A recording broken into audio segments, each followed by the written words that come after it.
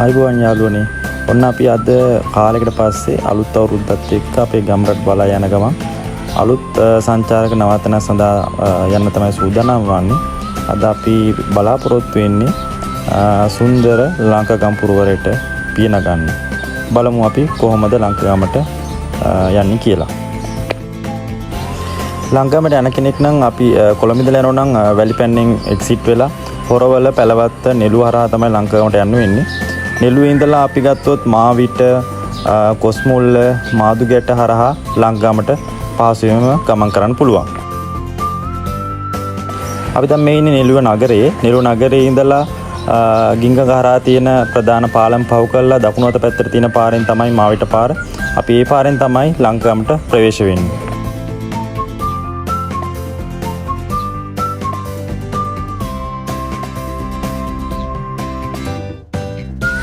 නෙළුවේ ඉඳලා ලංකාගමට යද්දී අපිට මුලින්ම හම්බෙන්නේ දූලියැල්ල. දූලියැල්ල ගොඩක් දෙනෙක් දන්න කියන තැන. දූලියැල්ල තියෙන්නේ කොස්මුල ප්‍රදේශයේ. ලස්සන දියැල්ලක්. අපි මුලින්ම බලමු දූලියැල්ල. දූලියැල්ල සාමාන්‍යයෙන් තට්ටු 3කින් තමයි කඩා හැලෙන්නේ. ඉතාමත් වෙහිකාලට ඉතාමත් ලස්සනයි. දූවිලි වලින් සම්පූර්ණ පිරුණ වගේ තමයි මේ ප්‍රදේශයේම. තට්ටු 3ම යන්න පුළුවන් විදිහට පාරවල් හදලා තියෙන්නේ. හැමෝටම ඇවිල්ලා ළඟටම ඇවිල්ලා නරඹන්න අවශ්‍ය කරන විදිහට පහසුකම් නෙළුව ප්‍රාදේශ සභාවෙන් සපයලා තියෙනවා.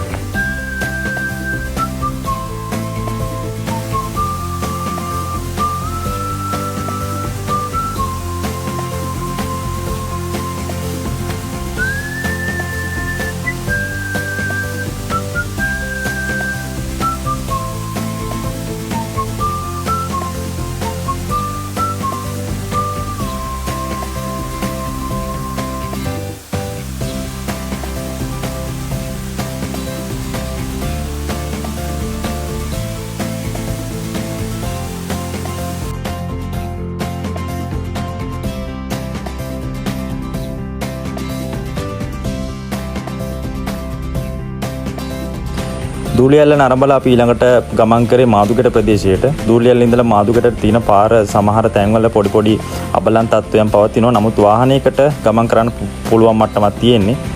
අපි මාදුගැටට ගියන් පස්සේ ගිංගන්ගේ ඉතාමත් ලස්සන තැනක් හම්බ වෙනවා. ගල්පොත්ත කියලා තමයි ප්‍රදේශවාසීන් කියන්නේ. එම ප්‍රදේශයේ ලස්සන බලාගාරයක් තියෙනවා. ජල විදුලි බලාගාරයක්.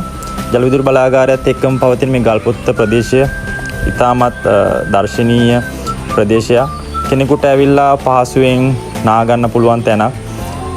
හැබැයි කවුරු ආවත් පරිස්සමින් කටයුතු කරන්න. මොකද සමහරලාට ගඟ රළු වෙනවා.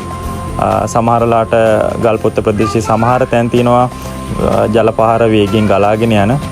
ඒ හින්දා කවුරු ආවත් තමන්ගේ ආරක්ෂාව තමන් සලසා ගන්න පුරුදු වෙන්න.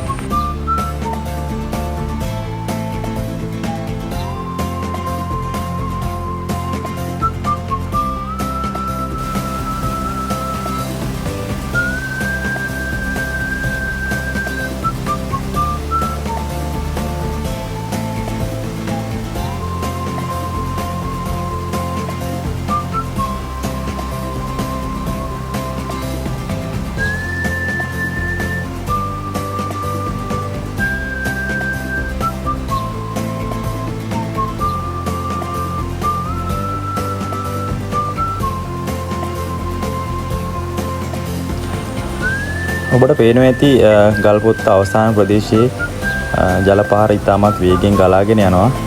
ඒ හින්දා මේ ප්‍රදේශයට එන ඕනම කෙනෙක් තමන්ගේ ආරක්ෂාව ගැන දෙපාරක් හිතන්න අනිවාර්ය වෙනවා.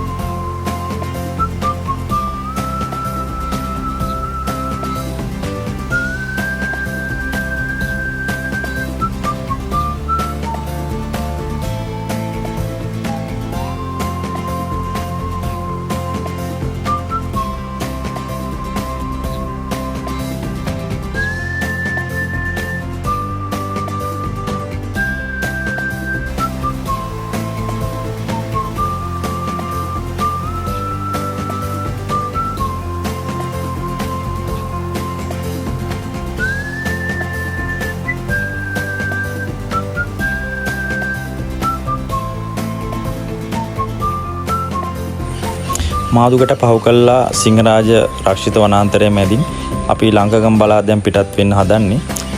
මෙතන ඉඳලා ඇත්තටම ලංකගම දක්වා ගතොතින් ගොඩක් තැන්වල සිංහරාජ රක්ෂිතය මැදින් තමයි ගමන් කරන්නේ. ඒ අතර ලස්සන කුඩා දියඇලි රාශියක් අපිට දක්නට ලැබෙනවා. අපි දැන් ලංකගම සිංහරාජ ප්‍රවේශයට ඇවිල්ලා තියෙන්නේ. මෙතනින් අපිට ටිකට් පතක් මිලදී ගන්න සිද්ධ වෙනවා. ඒ වගේම මේ ගමන යන්න අපිට සංචාරක මඟ පෙන්වන්නෙකුගේ උදව් අවශ්‍ය වෙනවා. අපි මෙතනින් සංචාරක මඟ පෙන්වන්නෙකුත් අරගෙන දැන් පිටත් වෙන්න හදන්නේ දියඇලි ටික බලන්න. ලංකගම සිංහරාජ ප්‍රවේශයෙන් ඇතුළු වෙන කෙනෙකුට එක ළඟ පිහිටි ලස්සන දියඇලි 6ක් ඉතාමත් කෙටි කාලයක් තුළ නරඹීමේ හැකියාව ලැබෙනවා. මේ අතරින් අපිට මුලින්ම හම් වෙන්නේ බ්‍රාහ්මණ ඇල්ල. බ්‍රාහ්මණ ඇල්ල සිංහරාජ ප්‍රවේශ මාර්ගය අසලම තියෙන ඉතාමත් දැකුම් කළු දියඇල්ලක්. අද ඇත්තට මේ ප්‍රදේශයට හොඳටම වර්ෂාවත් එක්ක දියඇල්ලේ ලස්සන තවත් වැඩි වෙලා තියෙනවා. අපි බලමු කොහොමද බ්‍රාහ්මණ ඇල්ල කියලා.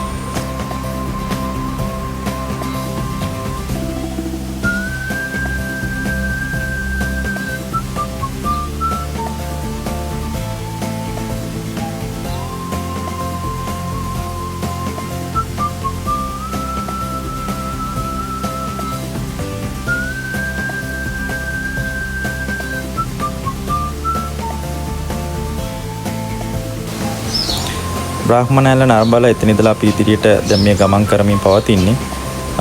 මේ පඩිපෙල් වලින් ඊළඟ ඇලි වලට යන්න අවශ්‍ය කරන පහසුකම් මේ ප්‍රදේශයේ සලසා තියෙනවා. සමහර තැන්වල පඩිපෙල් නිර්මාණය කරලා තියෙනවා. සමහර තැන්වල අඩිපාර තියෙන්නේ. එන කෙනෙක් හරි පරිස්සමින් ගමන් කරන්න. ඒ වගේම කූඩැල්ලන් ඉතාමත් බහුලයි.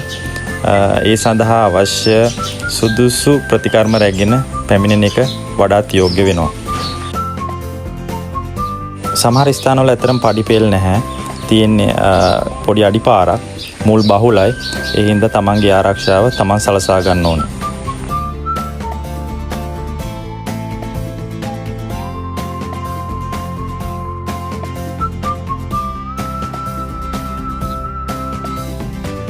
අපි සිංහරාජයේ මැදින් ගමන් කරද්දී සිංහරාජයට ආවේනික සත්තු ශාක විශාල ප්‍රමාණයක් අපිට දැක ගන්න පුළුවන්. සංචාරක වග පෙන්වන්න නිතරම අපිට ඕම් පිළිබඳ දැනුවත් කිරීමක් කරනවා. ඒ ගැනත් අවධානය යොමු කරමින් මේ ගමන ගමන් කරන්න හැමෝටම ලස්සන දේවල් දැක ගන්න පුළුවන්.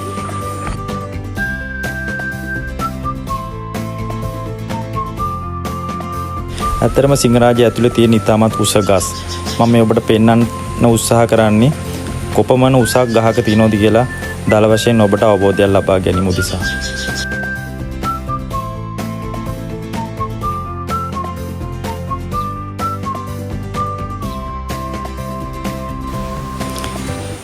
සිංහරාජ කැලේ මැදින් ඉදිරියට කන්ද දෙසට ගමන් කරද්දී අපිට හම්බ වෙනවා දෙවෙනි දියඇල්ල.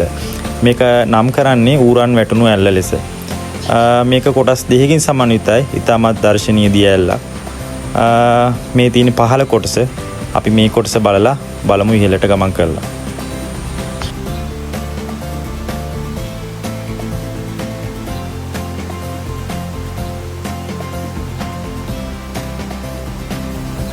මේ තියෙන්නේ ඉහළ කොටස. පහළ කොටසට වැඩි ඉතාමත් දර්ශනීය ආකාරයෙන් ඉහළ කොටස අපිට දර්ශනය වෙනවා.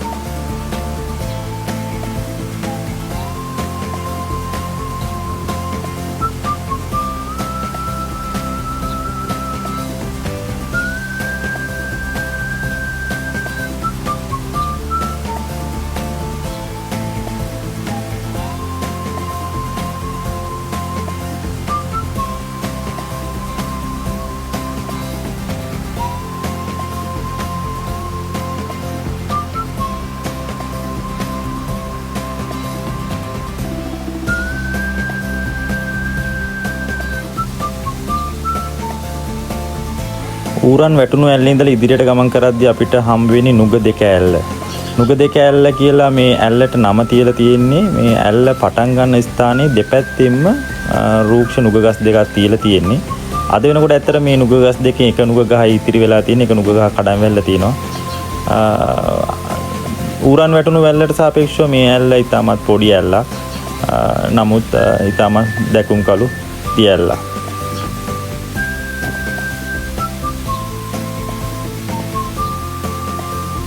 නුග දෙක ඇල්ලට එන ඔබ ඉතාම ප්‍රවේශම් වෙන්න ඕනි. මොකද මෙම ප්‍රදේශය ඉතාම ලිස්සන සුළුයි. ඒ වගේම මෙම ඇල්ල වැටෙන ප්‍රදේශයේ ඉතාමත් විශාල ගැඹුරු වලක් තියෙන්නේ. ඒ හින්දා ඒ ගැන හොඳින් සිහි අවධානයෙන් කටයුතු කරන්න මේ ප්‍රදේශයට ආවා.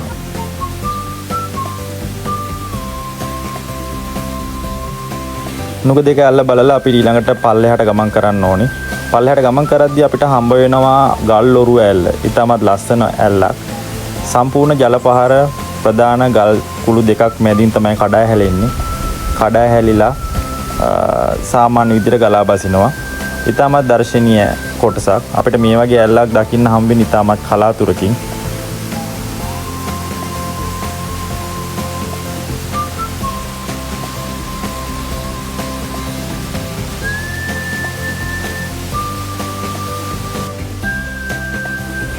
ගල්ඔරු ඇල්ල බැලලා අපි පල්ලෙහාට ගමන් කරද්දී අපිට සිංහරාජයේදී හම්බෙන ඉතාමත්ම දර්ශනීය ඇල්ලක් අපිට මුණ ගැහෙනවා. මේකට කියන්නේ තට්ටු ඇල්ල කියලා. තට්ටු 4කට තමයි මේ ඇල්ල කඩාගෙන වැටෙන්නේ. ඉතාමත්ම දර්ශනීය ඇල්ලක්. ඒ වගේම මෙම ඇල්ල පාමුල ඕනම කෙනෙකුට ස්නානය කරන්න පුළුවන්. ඉතාමත් හොඳින් හැඩ ගැහිලා තිනවා කෙනෙකුට ඇවිල්ලා නිදාසේ නාගෙන යන්න පුළුවන් විදියට. ඉතාමත් දර්ශනීය තැන. මේ ප්‍රදේශයට ආවේනික මසුන් විශාල ප්‍රමාණයක් මෙම ඇල්ල පාමුලදී අපිට දැක ගන්න පුළුවන්.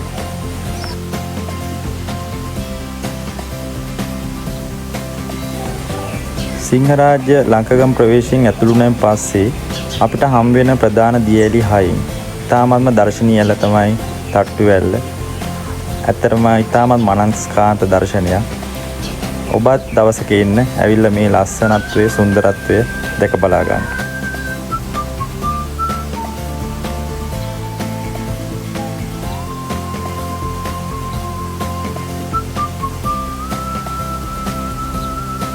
සිංහරාජ ප්‍රවේශයේ අවසාන දිය ඇල්ලට තමයි අපි මේ කෙමින් ළඟා වුණේ. මේකට කියන්නේ දූවිලි ඇල්ල. මේ තැනට එන කෙනෙකුට ඇත්තටම තේරෙනවා ඇයි මේකට දූවිලි ඇල්ල කියන්නේ කියලා.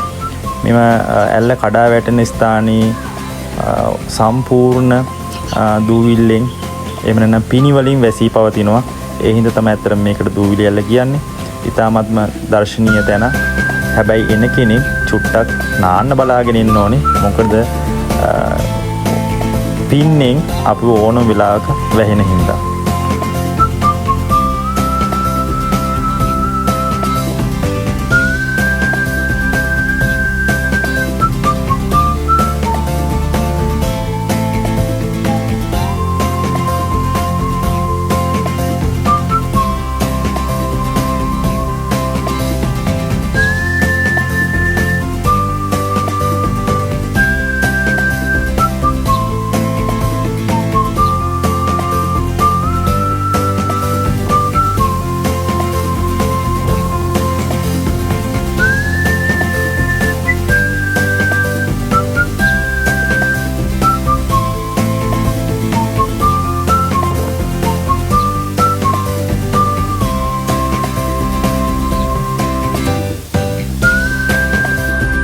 ඔන්න අපි සිංහරාජයේ ප්‍රධාන දියඇලි ටික නරඹලා ආපහු පල්ලෙහාට ආවා.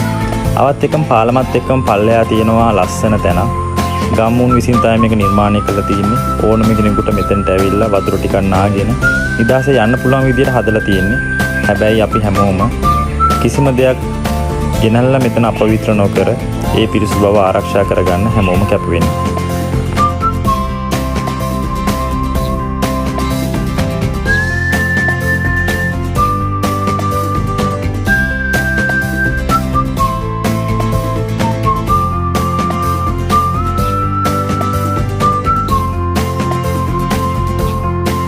ලංකගම සංචාරයේ අවසාන නවාතැන ලංකගම පාසල ඉදිරිපිට ගිංගඟ ප්‍රදේශයේ තමයි ලස්සන තැන. ඇවිල්ලා මේ සුන්දරත්වය විඳගන්න හැමෝම එකතු වෙන්න. එකම දේ තමන් ගේනින්න සියලුම දේ නැවත රැගෙන යන්න. මේ සුන්දරත්වය විතරක් මනසේ රැගෙන යන්න. මේ ගමනේදී අපිට ඇත්තටම උදව් කරා සංචාරක මඟ පෙන්වන්න විදියට උදාර මහත්තයා. එතුමත් අපි ගෞරවයෙන් මතක් කරන්න ඕනේ. එහෙනම් අපි තවත් දවසක ලස්සන වීඩියෝ එකකින් හම්බ වෙමු. එතකන් ඔබ සැමට සුබ දවසක් සුබ අලුත් අවුරුද්දක් වේවා.